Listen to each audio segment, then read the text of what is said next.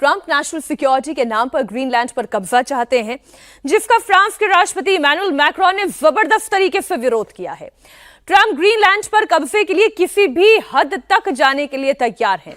Trump ने फ्रांसीसी शराब पर 200% टैरिफ लगाने की धमकी दी।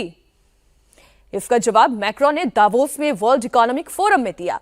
मैक्रोन ने कहा कि फ्रांस धमकी नहीं, सम्मान में भरोसा करता है। मैक्रोन ने ग्रीनलैंड से जुड़े हुए विवाद का जिक्र करते हुए कहा कि यूरोप पर और पाबंदियां लगाने की धमकी देना गलत है, खासकर कि तब जब इनका इस्तेमाल किसी देश की जमीन और आजादी पर दबाव बनाने के लिए किया जाए। हालांकि ट्रंप पर इन धमकियों का कोई असर तो पड़ता नहीं है। ट्रंप बार बार मीडिया के सामने आते जा रहे हैं, कहते जा रहे हैं कि मैक्रो फ्रांस की सत्ता में कुछ ही दिनों के मेहमान हैं।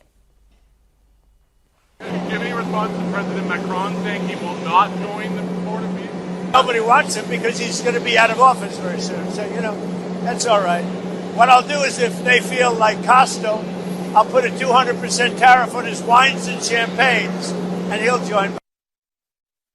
Emmanuel's not going to be there very long, and there's no longevity there. He's a friend of mine. He's a nice guy. I like Macron, but he's not going to be there very much longer, as you know. And I think I have meetings with the people that are directly involved. दरअसल global order की पूरी ऐसी तैसी हो रही है। Trump ने France के राष्ट्रपति इमैनुअल मैक्रोन का एक प्राइवेट मैसेज सोशल मीडिया पर पोस्ट किया। इस मैसेज में मैक्रोन ने ट्रंप को लिखा था कि ईरान और सीरिया को लेकर अमेरिका और फ्रांस की राय एक है, लेकिन ग्रीनलैंड को लेकर ट्रंप जो कर रहे हैं वो यूरोपीय नेताओं को ठीक नहीं लग रहा है। मैक्रोन ने ट्रंप को भेजे हुए अपने प्राइवेट मैसेज में ये लिखा था कि अगर ट्रंप परमिशन दें तो दावोस में वर्ल्ड इकोनॉमिक फोरम की बैठक के बाद G7 के सारे नेताओं को एक साथ ग्रीनलैंड पर मीटिंग के लिए जोड़ा जा सकता है। इस मैसेज में मैक्रोन ने ट्रंप को डिनर का भी न्योता दिया, लेकिन ट्रंप ने मैक्रोन का मजाक उड़ाने के लिए उनका प्राइवेट मैसेज पब्लिक डोमेन पर डाल दिया। सोचिए, ये प्राइवेट डिस्कशंस होते हैं देशों के राष्ट्राध्यक्षों के बीच में, जिसे पब्लिक डोमेन पर लाया जा रहा है। अब G7 की इमरजेंसी मीटिंग को जो मैक्रोन ने बुलाई, ट्रंप ने उससे भी दूरी बनाने की तैयारी कर ली। मैक्रोन ने यह मीटिंग ग्रीनलैंड पर टैरिफ के मुद्दे पर बुलाई। You still go to Paris for the G7 emergency meeting as offered by President Macron? No, I wouldn't do that. No. Davos में मैक्रो के बयान पर वहां पर मौजूद लोग हंसने लगे। आखिर मैक्रो ने ऐसा क्या कहा, वो बयान भी आपको सुनाते हैं। मैक्रो जो है बड़े स्टाइलिश अंदाज में पहुंचे थे, नीले रंग का चश्मा उन्होंने लगाया हुआ था और फिर डोनाल्ड ट्रंप जैसे उनकी मिमिक्री करते घूम रहे हैं, फिर मैक्रो ने कैसे उनकी किरकिरी की, यानी कि डोनाल्ड ट्रंप की किरकिरी की, वो भी आप देखें। And it's a time of peace, stability and predictability. We are reaching a time of instability, of imbalances, both from the security and defense point of view and the economic point of view. More than 60 wars in 2024, an absolute record, even if I understood a few of them were fixed. ऐसा कोई सगा नहीं जिसे Trump ने ठगा नहीं। अजीत जी, अभी तो ये लग रहा है। नहीं, देखिए, अभी आपने उन्होंने फ्रांस के प्रेसिडेंट का मैसेज पब्लिक कर दिया, इस तरह नॉर्वे के प्राइम मिनिस्टर का भी मैसेज उन्होंने पब्लिक कर दिया। जब अब वो नॉर्वे में अगर नोबेल कमेटी बैठती है और वो ट्रंप को नोबेल नहीं दे रही है, प्राइम मिनिस्टर क्या करे? प्राइम मिनिस्टर नोबेल दिलवा दे। वो कह रहे हैं कि हमारा इससे कोई लेना देना नहीं है। उन्होंने सीरिया में जो ट्रंप ने किया उसकी तारीफ किया, लेकिन उनका भी मैसेज पब्लिक कर दिया इन्होंने। अब ये स्थिति ऐसी हो गई है, आप विश्व नेताओं की बातें सुनिए कैसी हो रही है, जैसे एकदम गली के गुंडे जिस तरह से लड़ते हैं। आपने वो बयान नहीं दिखाया मैक्रो ने जो कहा है कि भारत जो है सो गुंडों के युग में जा रहा है, ये उनका वर्ड था। गुंडों के युग में पूरी दुनिया की व्यवस्था जा रही है। उर्सुला वॉन डेर लियन जो यूरोपीय कमीशन की प्रेसिडेंट हैं, चेयरपर्सन है, उन्होंने कहा, कसम खाई उन्होंने कि हम कसम खाते हैं कि हमारी प्रतिक्रिया अमेरिका के लिए बराबरी की होगी और सम्मान वाली होगी। और उसके बाद पुतिन ने जो कहा वो कितना शर्मनाक है कि पुतिन ने इन तमाम यूरोपीय नेताओं की तुलना पालतू जानवरों से की और ट्रंप को मालिक कहा और कहा कि ये थोड़े दिन के बाद ये सब लोग उनके चरणों में बैठे पूंछ हिला रहे होंगे। तो ये क्या इस तरह से विश्व की व्यवस्था चलती है? एक व्यवस्था बनी हुई है जो म्यूचुअल ट्रस्ट पर, म्यूचुअल इंटरेस्ट पर आधारित है। उसको अगर एक कंट्री, एक नेता कहे कि सिर्फ हमारे इंटरेस्ट से सारी चीजें गाइड होंगी, ऐसे विश्व व्यवस्था नहीं चलती है ना। आपने कहा, आपने अपने नक्शे में कनाडा को दिखा दिया ट्रंप ने कि कनाडा हमारा है, आपने वेनेजुएला को दिखा दिया कि वेनेजुएला हमारा है, आपने ग्रीनलैंड पर अपना झंडा लगा दिया। कोई मजाक चल रहा है, कॉमिक्स का खेल चल रहा है। अपने अपना सैनिक विमान भेज दिया ट्रंप ने, वहां ग्रीनलैंड पर उतार दिया, डेनमार्क के सैनिक उतर रहे हैं वहां। तो ये कि इस तरह से आप एक घोषित कर लिया बैकयार्ड, हमारा बैकयार्ड क्या होगा? कह रहे हैं कि वो अब कुछ ही दिनों के मेहमान हैं और बहुत जल्द इमैनुअल मैक्रों का तख्ता पलट होने जा रहा है, एक नया तख्ता पलट होगा। देखिए, जो अजीत जी कर रहे हैं वो गुस्सा तो स्वाभाविक है, लेकिन जो कुछ हो रहा है उस पर गुस्सा प्रकट करना पर्याप्त है या इसको समझना पड़ेगा क्यों हो रहा है, इसका समाधान क्या है? मैक्रो के साथ यूरोप के देशों ने, जिस प्रकार से यूक्रेन में उस समय अमेरिका भी साथ था, लेकिन उनका तो झंझट तभी शुरू हुआ जब डोनाल्ड ट्रंप ने बुलाया, कहा कि ये सब कितने बड़े फ्रॉड है। सामने ही बैठ के बात हो रही थी, ये हिपोक्रेट्स है यूरोप, कि उसको हथियार दे रहा है, उससे पैसा लेता है। उसने भी बताया, हिसाब दिया कि तो अमेरिका क्या कर रहा है। तो वहीं से बकझक शुरू हो गया था। अमेरिका में इस बात पर बहस चल रही है कि यूरोप जो है हमारी शक्ति के आधार पर शक्तिशाली बना हुआ है।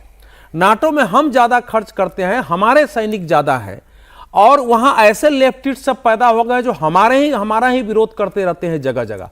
तो वो ऐसा नहीं कि ट्रंप जो कर रहे हैं, अब अमेरिका में ट्रंप के विरोध में जो प्रदर्शन थी उसकी संख्या घट गई है।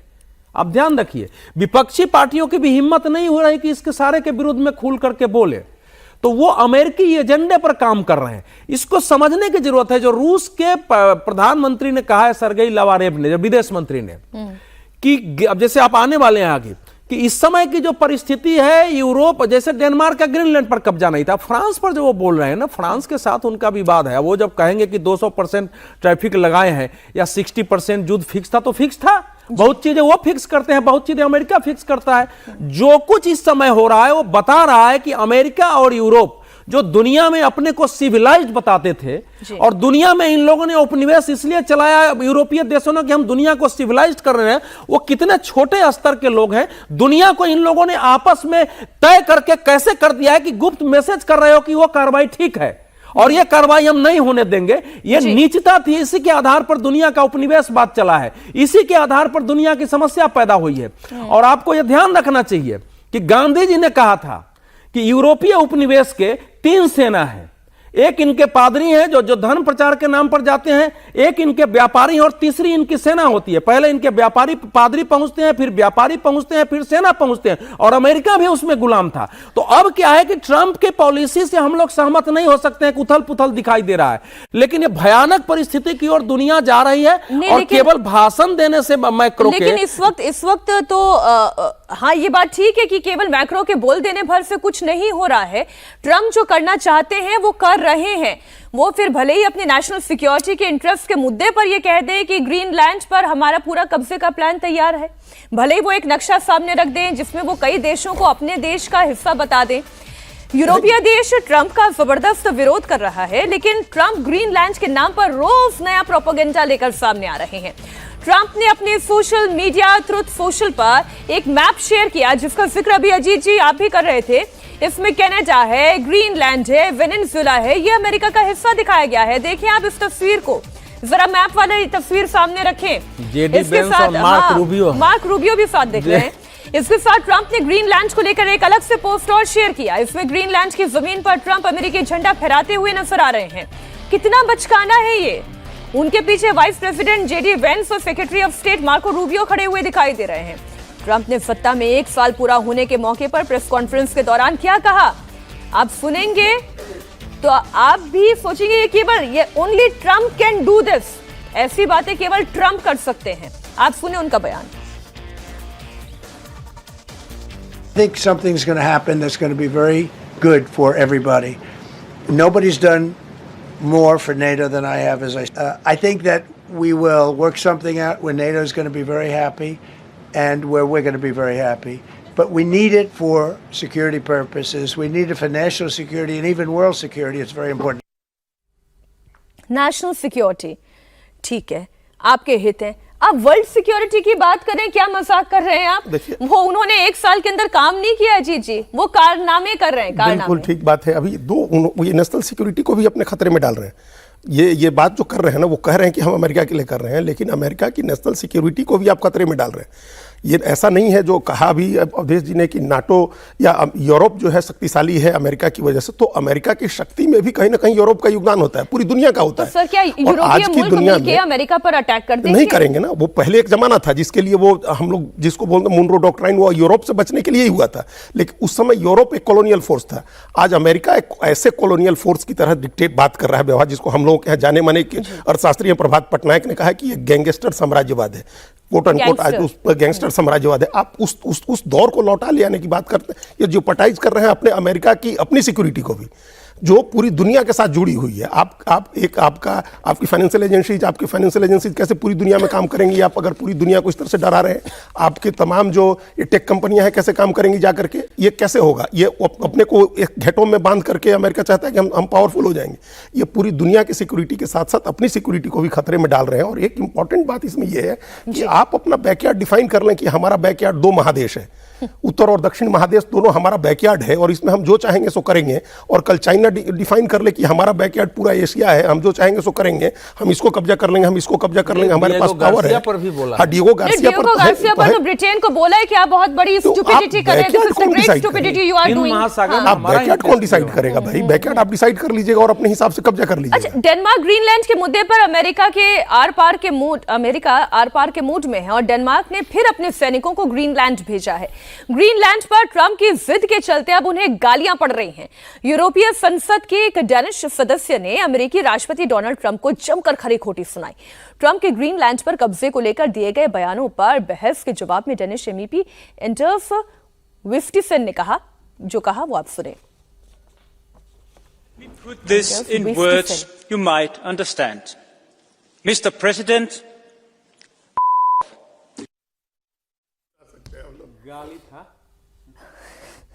गालियां, मुझे लगा गालियां पड़ रही है, लिटरल गालियां पड़ रही है। फ्रस्ट्रेशन यूरोप का फ्रस्ट्रेशन है। फिर इस बात को दोहरा रहा हूं कि इस समय हमको ये बड़ा अजूबा लग रहा है कि ये कैसे हो गया, लेकिन कभी किसी ने सोचा है कि आज की जो लैटिन अमेरिका है या आज के यूरोप का जो विभाजन है, आखिर आर्कटिक का ग्रीनलैंड डेनमार्क का कैसे हो गया? ये किस समझौते के तहत हुआ?